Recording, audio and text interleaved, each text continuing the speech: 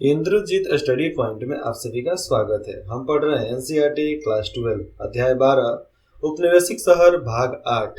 इसमें हम 7वें भाग में जहां छोड़े थे वहीं से शुरुआत करते हैं। तो चलिए समय की बर्बादी न करते हुए देखते हैं यहाँ पर एक और शैली मतलब एक और अलग प्रकार की डिजाइन जिसका काफी इस्तेमाल किया गया, वह गार्थिक शैली थी। नए तरीके की, ये सब उधर की ही थी क्योंकि जितने भी यूरोपीय लोग आए थे तो यूरोपीय शैली ही लाएंगे ना। तो ऊंची उठी हुई छत मतलब कि एकदम मतलब कोनार जैसा होता है ना, मंदिर का छत जैसा, वैसे ही नोकदार मेहराब और बारीक साज सज्जा इस शैली की खासियत थी। तो ये शैली जो बनाई गई थी, नोकदार तो हमारा मंदिर शैली होता है, मंदिर का शैली होता है ना, द्रविड़ शैली।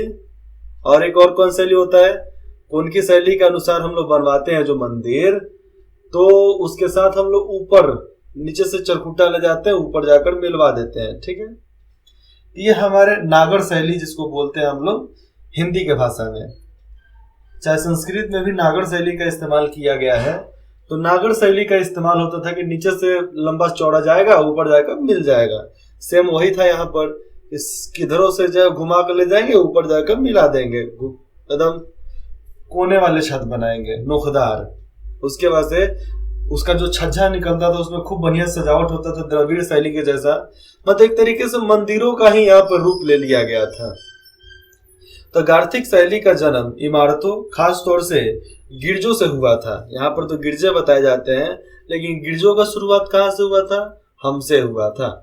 जो मध्य काल में बात कर लेंगे तो उत्तरी यूरोप में काफी बनाए गए थे। और ऐसे बहुत सारे डिजाइन विदेशों में भी थे, ऐसा नहीं था कि उधर भी डिजाइन नहीं थे। वो लोग भी किसी ना किसी पेड़ की आकृति बनाया करते थे, जानवर की आकृति बनाया करते थे। गार्थिक शैली की बात करेंगे तो उसको इंग्लैंड में 19वीं सदी के मध्य में दोबारा अपना लिया गया था। और यह वही समय था जब बंबई में सरकार बुनियादी ढांचे का निर्माण करा रही थी। उसके लिए यह शैली जो थी चुनी गई और सचिवालय, बंबई विश्वविद्यालय और उच्च न्यायालय जैसे कई शानदार इमारतें समुद्र किनारे इसी शैली में बनाई गई, जो आज भी उपस्थित है। आज भी आप मुंबई में जाओगे तो छत्रपति शिवाजी टर्मिनल आपको देखने को मिलेगा। आज भी आप जाओगे तो छत्रपति शिवाजी की टर्मिनल के ठीक सामने आपको पुराने बिल्डिंग भी देखने को मिलेंगे। ऐसा नहीं है कि नहीं मिल सकते हैं। कितने जगह पर तो होटल खुल गए हैं। मुंबई सेंट्रल का नाम सुने होंगे, तो मुंबई सेंट्रल पे भी जाकर देखना कितना बड़ा बड़ा बिल्डिंग बना हुआ है, कितना बड़ा बड़ा पंखा है। इनमें से हम कुछ की बात कर लेंगे तो कुछ इमारतों को बनाने के लिए भारतीयों ने पैसे दिए थे और यूनिवर्सिटी हॉल के लिए सरकार कोवासजी जहांगीर रेड्डीमनी ने पैसा दिया था। उसका नाम था कोवासजी जहांगीर रेड्डीमनी ने पैसा दिया था यूनिवर्सिटी हॉल बनवाने के लिए, जो एक अमीर फारसी व्यापारी थे। और यूनिवर्सिटी लाइब्रेरी के, यूनिवर्सिटी किसको बोलते हैं, कॉलेजों का जो सब हेड होता है ना, जहाँ से काम होता है, उसको यूनिवर्सिटी बोलते हैं। तो यूनिवर्सिटी लाइब्रेरी के घंटा घर का निर्माण प्रेमचंद्र रायचंद्र के पैसे से किया गया था। और प्रेमचंद्र की कहानी तो बहुत सारे हैं, लेकिन ये प्रेमचंद्र नहीं, उसके पहले वाले प्रेमचंद्र के बात हो रही है, जो राजा हुआ करते थे ये लोग। तो इन्होंने घंटा घर लाइब्रेरी में जो बना था उसका सारा खर्चा ये लोग उठाए थे। और इसका जो नाम था उसकी माँ के नाम पर राजाबाई टावर रखा गया था। आज भी राजाबाई टावर मुंबई में है। आप गूगल पर सर्च करो राजाबाई टावर, आपको तुरंत देखने को मिलेगा। भारतीय व्यापारियों को गार्थिक शैली इसलिए रास आती थी क्योंकि उनका मानना था कि अंग्रेजों द्वारा लाए गए बहुत सारे विचारों की तरह उनकी भवन निर्माण शैली भी प्रगतिशील थी, इसलिए लोग अपना लिए थे क्योंकि बहुत बढ़िया लग रहा था, डिजाइनिंग नया नया था ना। और उनके कारण बंबई को एक आधुनिक शहर बनाने में मदद मिल गई और ये लोग बहुत बढ़िया से शहर एक बनवा भी दिए। लेकिन हम यहाँ पर बात करेंगे गार्थिक शैली का, तो सबसे बेहतरीन उदाहरण जो मिलता है ना, विक्टोरिया टर्मिनस है। विक्टोरिया टर्मिनस से आपको याद आ जाएगा, मैं बताना क्या चाहता हूँ, जो great Indian peninsular peninsular railway company का स्टेशन और मुख्यालय हुआ करता था। किसका? पेनिसुलर रेलवे कंपनी का स्टेशन और मुख्यालय हुआ करता था, जिसको आज मुंबई के छत्रपति शिवाजी टर्मिनल के नाम से उसको जानते हैं। आप नीचे तस्वीर देखोगे तो समझ पाओगे, अंग्रेजों ने शहर में रेलवे स्टेशन के डिजाइन और निर्माण में काफी निवेश किए थे। जिसका सीधा सीधा सामने आपको दिख रहा है बंबई सचिवालय, S S T Claire Williams द्वारा बनवाया गया डिजाइन है द बिल्डर। नंबर कितना है? 1875 से लिया गया है और ये 1900 से पहले बनवा दिए गए थे। तो देखो ये बिल्डिंग आज भी बखूबी ऐसे टिका हुआ है। इसके इर्द गिर्द ऐसा और बिल्डिंग बना, लेकिन आज भी ये बिल्डिंग आपको मुंबई में देखने को मिल जाएगा। हमारा फोटो भी है इस बिल्डिंग के सामने, एक सेल्फी है, बहुत खूबसूरत लगता है। और हमारे मित्र के उनका पूरा फोटो भैया, लेकिन पूरा इतना बड़ा तो नहीं दिख पाता था क्योंकि जगह कम था, ट्रैफिक बहुत ज्यादा था। एक बाहर निकलते पूरा एकदम क्या ट्रैफिक ही ट्रैफिक है। तो ये सब कारणें थी यहाँ पे। तो देखो कितना खूबसूरत सा दिख रहा है। और इसको बनवाया क्यों गया था? रेलवे स्टेशन के रूप में और हेडक्वार्टर के रूप में। चलिए इसके नीचे चलते हैं।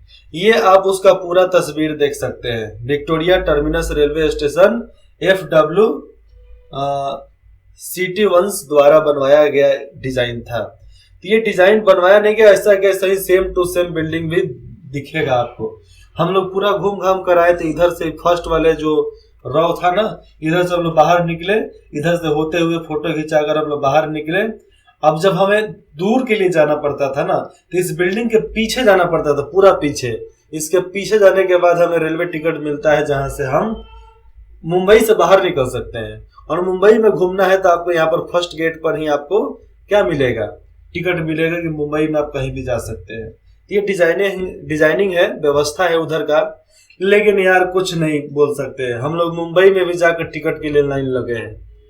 शर्म की बात इसलिए आनी चाहिए क्योंकि हम लोग मुंबई जैसे शहर में जाकर भी टिकट कटवाने के लिए, जनरल टिकट कटवाने के लिए हम लोग लाइन में लगना पड़ा। करीबन 20 से 25 मिनट तक लाइन में लगे, तब काउंटर खुला, उसके बाद ही टिकट मिला। ये 12-28 के बारे में बाद बताते हैं, पहले चलते हैं ऊपर से आते हैं नीचे। क्या? क्योंकि वे एक अखिल भारतीय रेलवे नेटवर्क के सफल निर्माण को अपनी एक महत्वपूर्ण उपलब्धि मानते थे, इसलिए बनवाया। मध्य मुंबई की बात कर लेंगे तो मध्य मुंबई के आसमान पर इन्हीं इमारतों का दबदबा था, क्योंकि पूरे मुंबई में ऐसे इमारत बहुत कम दिखते थे और ऐसे विशाल इमारत तो थे ही नहीं। उनकी नवगार्थिक शैली शहर को एक विशिष्ट चरित्र प्रदान करती थी, एकदम सुंदर आकृति प्रदान करती थी। देखो कितना लोग वहां पर घूमने के लिए जाया करते थे।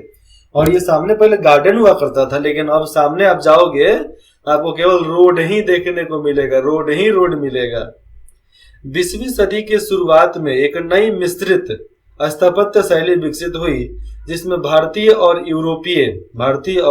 यूरोपीय दोनों तरह के शैलियों का तत्व था, थोड़ा थोड़ा अंश था। इस शैली को इंडो सारासेनिक शैली का नाम दिया गया। तो इंडो सारासेनिक क्या बोलते हैं? तो इंडो शब्द हिंदू का संक्षिप्त रूप था, जबकि सारासेन शब्द का यूरोप के लोग मुसलमानों को संबोधित करने के लिए करते थे। तो हिंदू और सारासेन, इसलिए हिंदू को इंडो और सारासेन को सारासेनिक शैली, मतलब हिंदू मुसलमान सैनिक शैली के नाम से जाना गया। हिंदू मुसलमान शैली के नाम से ही इसको विख्यात किया गया, जाना गया।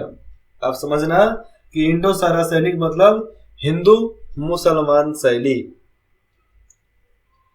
अब आगे देखते हैं कि यहाँ की मध्यकालीन इमारतें जो भी बीच में बनाए गए, गुंबदों, छतरियों, जालियों, मेहराबों से यह शैली काफी प्रभावित होती थी, क्योंकि हर चीज में गुंबद बनाए जाएंगे, छज्जे निकाले जाएंगे, छतरी बनाए जाएंगे, जाली होता था, मेहराब मतलब सब डिजाइनिंग साथ में की जाती थी। तो एक बहुत सुंदर आकृति सामने पेश होती थी।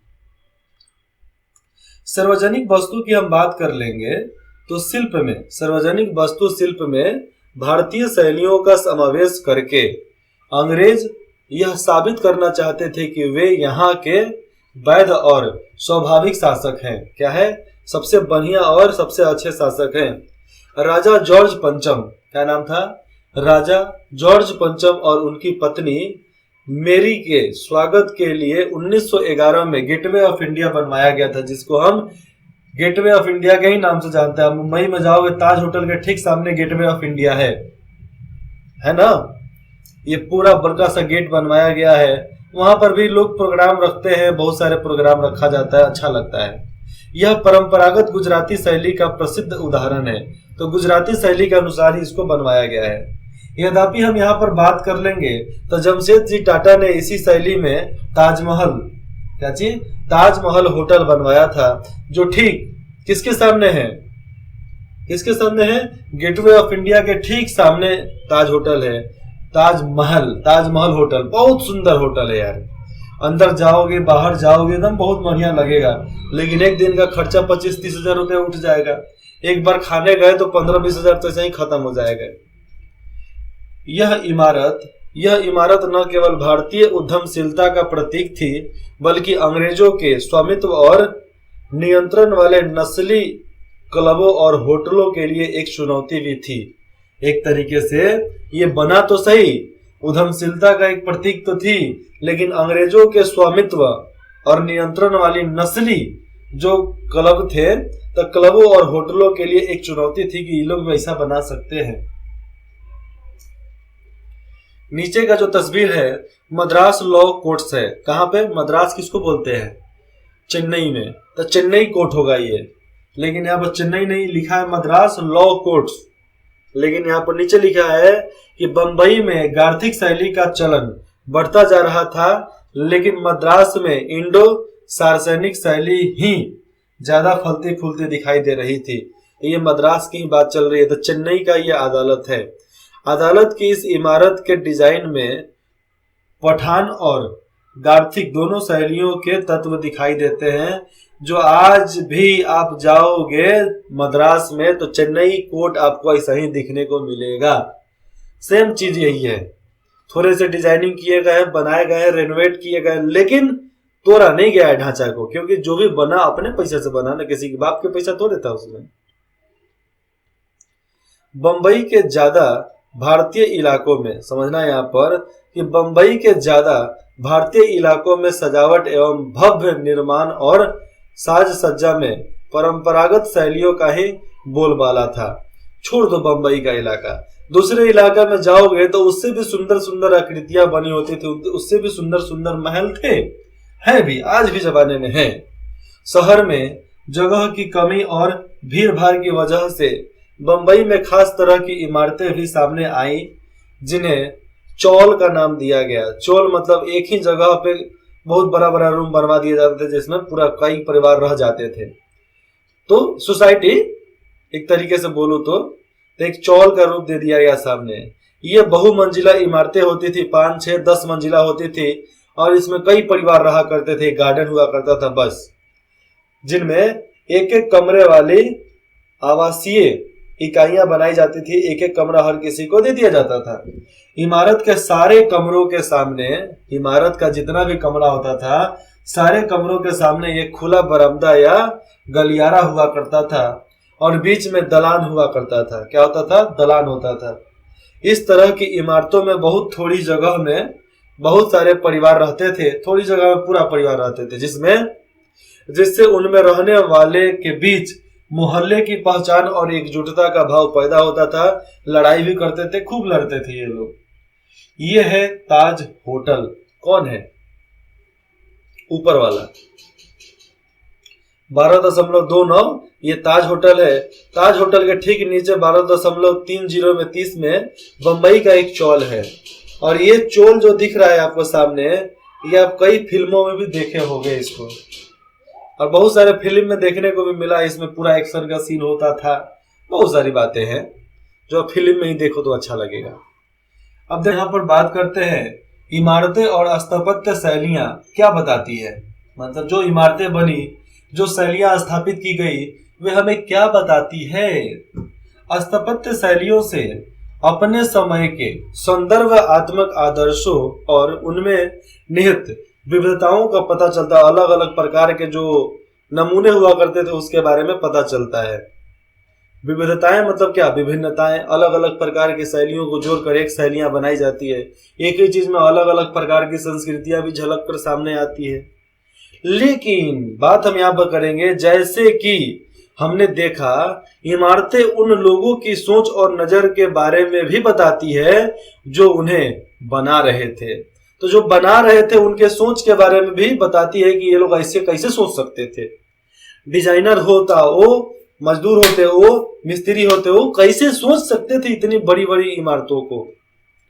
इमारतों के जरिए जब इमारत बनते थे तो उसके जरिए सभी शासक अपनी ताकत का इजहार मतलब प्रपोजल लाते थे कि हम इतना ताकतवर हैं, तो ताकत का इजहार करना चाहते थे। मैंने तो आज तक किसी से इजहार नहीं किया, केवल आप लोगों से इजहार किया कि आप शिक्षक को एक सम्माननीय आदर के पद पर रखो। बस मैंने इतना ही कहा। मैंने इतना ही इजहार किया कि देश के लिए लड़ो, देश दुनिया से जिंदगी से बाहर निकलकर देश के लिए प्राण लुटाने की क्षमता रखो। बस मैं यही प्रपोजल आपके सामने रखता हूँ। सबका साथ सबका विकास, हम चल रहे हैं देश के लिए, आप भी हमारा साथ दो।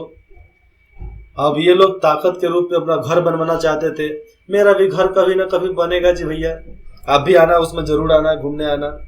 घूमने क्या, मैं वहां पैसा बनाऊंगा ही कि हर कोई आकर वहां पर बैठ सकता है, मेडिटेशन कर सकता है, एक्सरसाइज कर सकता है, पूरा पार्क सिस्टम जैसा होगा।